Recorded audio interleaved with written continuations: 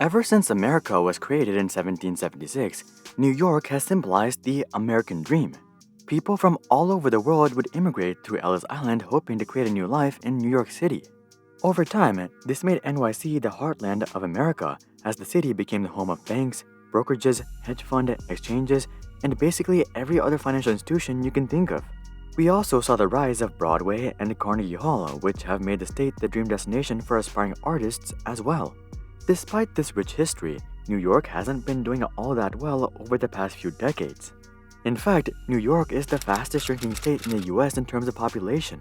In 2021 alone, New York suffered a net population loss of 1.58%, which was nearly twice the population loss of second place. This translates to a population decline of over 300,000 people. Aside from people fleeing the state in masses, many have started to associate New York with old wealth, corruption, lobbying, and deception. So, what happened to New York?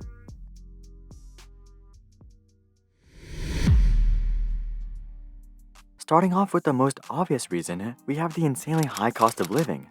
Now, I'm sure you've all heard about this, but it's hard to visualize just how bad it is without some concrete numbers, so let's dive into some data. Also, I should mention that most of the data that we'll be looking at will be regarding New York City. Nearly half the state lives in this one city, and it's by far the number one place that people think of when they think New York. With that being said, let's take a look at NYC housing. Right now, the median sale price of single-family homes, townhouses, and condos in NYC comes in at just over $800,000. Given that the median income in the city is just over $41,000, the average house costs nearly 20 times the median income. Even if we look at household income, we only get $67,000, meaning that the average house costs 12 times the median household income. This makes homeownership basically impossible for the average person or family in NYC, and that's why most people don't even consider buying a property in the city. Usually, most of them just rent for their entire lives. And given that real estate ownership is responsible for creating 90% of all millionaires in the world, this is not the best of signs for the people of NYC. To make things worse, it's not like renting is that much cheaper. A studio apartment itself will cost you $3,638 per month on average. That translates to over $43,000 per year, which is higher than the median annual income in the city. And that's just a studio. If you want a one-bedroom, you're looking at $4,761 per month or $57,000 per year. If you want a two-bedroom, you're looking at $6,188 per month or $74,000 per year. And if you want a three-bedroom, you're looking at $6,544 per month or $78,000 per year. Obviously, none of these options are affordable for the average resident in NYC. I mean, the rent for a two-bedroom apartment is literally $1,000 more expensive than the mortgage and tax that you would have to pay for an $800,000 house. If you could afford this by yourself, you might as well just buy a house. Most people in NYC can't afford it, and that's why almost all of the average folks have roommates. In fact, 40% of all adult renters in New York live with roommates. Aside from having to share your apartment and still pay insane amounts in rent, you also have to deal with extremely old buildings. The average residential building in NYC is literally 90 years old. This not only makes these buildings dingy and depressing, but they're usually infested with mice, rats, and cockroaches. And all of that is just the housing situation. Almost every facet of life is just as expensive in NYC. Groceries, for example, cost $486 per person per month on average. The average across the US is only $348 or 30% lower. Hearing all this, I don't think you'd be surprised to hear that 60% of New Yorkers live paycheck to paycheck. Clearly, the living situation for the average New Yorker isn't anything to brag about, and this has prompted many to ditch the state. Historically, one of the top reasons that people immigrated to NYC was because of all the job opportunities that were available in the city. No other city in the world offered the same networking capabilities when it came to the financial markets or hustling your way to the top. With the rise of technology over the past few decades, however, the appeal of NYC has been on a decline. Take the stock market, for example. Before 2000, the trading floor of the New York Stock Exchange was crucial to operating the stock market. But with the rise of the NASDAQ and electronic trading and execution, trading floors have basically become obsolete. You no longer need to be in New York to make it in the financial world. In fact, most of the fintech companies that we hear about nowadays weren't even created in New York. This includes Robinhood, Coinbase, Square, Ally Bank, Acorn, Stripe, and so many more. And if you don't have to be in New York to build a financial career, why put up with all the cons that come along with the region? Also, something else to note is that you no longer have to be involved in the financial markets at all to even become wealthy. 50 to 100 years ago, the most straightforward way to earn a high salary was to go to New York, join a financial firm, and work up the corporate ladder. But now, there's an industry that not only pays more, but is also less intense and less stressful, and that's of course, tech. Nowadays, the dream career for many is to get a job at FANG or an up-and-coming startup, and this makes sense given how much these companies pay. I'm sure you've all heard about software engineers making multiple six figures, but nowadays, top software engineers can even earn seven figures. At Google, for instance, even if you're just an entry-level software engineer, you earn a total compensation of $191,000.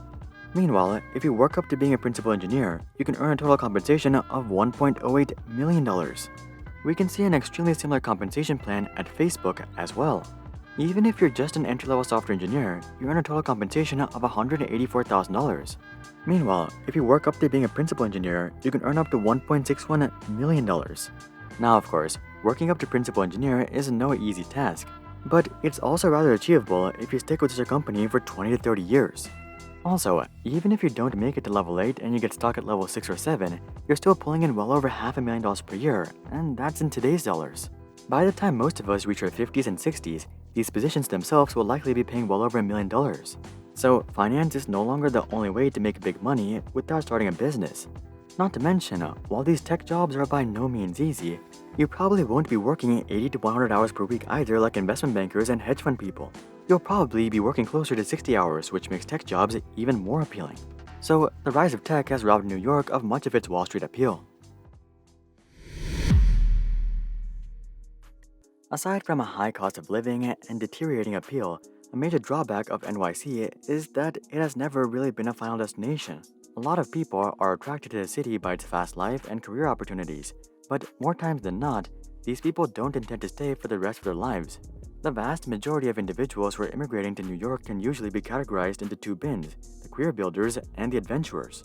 The career builders usually go there straight out of college, or they might even go there for college itself. These guys usually get a job at a financial firm or consulting firm, or they might even start their own company. Then they grind out most of their 20s in NYC and end up saving multiple six figures, if not even seven figures. And finally, they move back to their home city or an up-and-coming suburb where they get a job as a financial analyst or an accountant and start a family.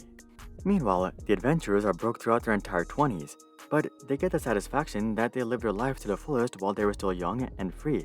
However, these guys also usually end up moving to suburbs as they grow older. In other words, NYC is rarely a final destination, and this makes sense given the pros and cons of the city.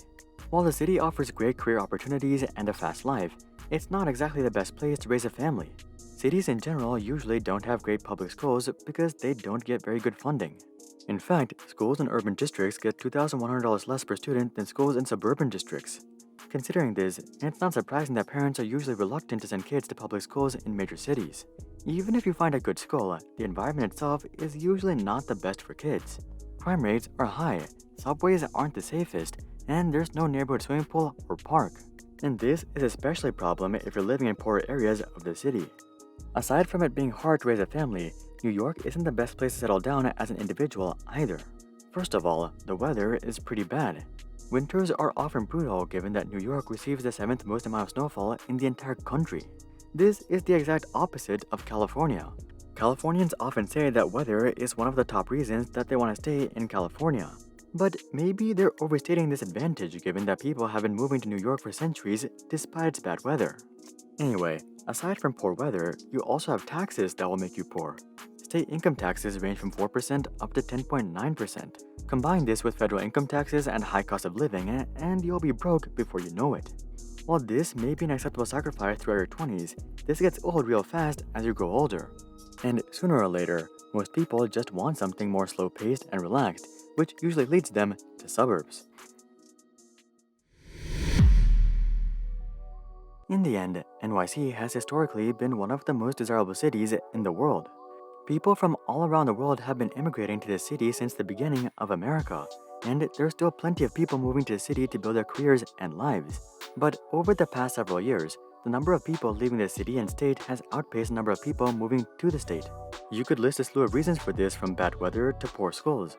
But at the end of the day, it just comes down to one reason: Less and less people think that the opportunities offered by New York are worth the high cost. Nowadays, you can progress within the financial world without having to live in New York.